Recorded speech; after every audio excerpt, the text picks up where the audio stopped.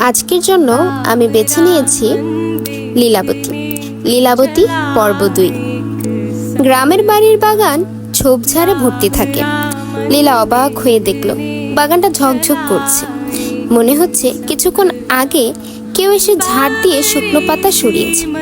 সবই দেশি ফুলের গাছ, নানান জাতের জবা ফুলের গাছ, কামিনী গাছ, কাঠগোলাপের গাছ, বেলি ফুলের গাছ।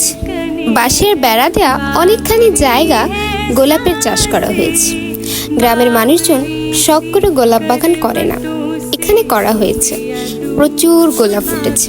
লীলা মুগ্ধ হয়ে গেল। মাঝামাঝি জায়গায় বাঁধানো কুয়া। কুয়া শহর এবং শহরতলির জিনিস। গ্রামে পুকুর কাটা হয়, কুয়া কাটা হয় না। কুয়ার পার বাঁধানো। লীলা তার অভ্যাস মতো বলল, বাহ, ভালো তো। বাগানের শেষ প্রান্তে বেদির মতো বাঁধানো, হয়তো বসে বিশ্রাম করার জায়গা।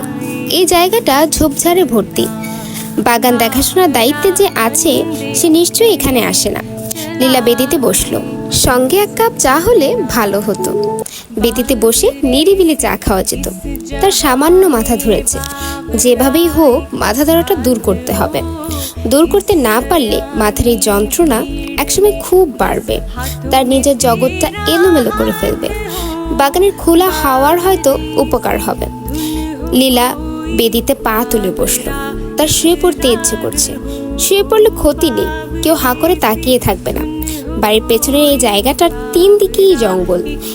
একদিকে বাঁশঝাড়, বাকি 2 দিকে আম কাঁঠালের বন।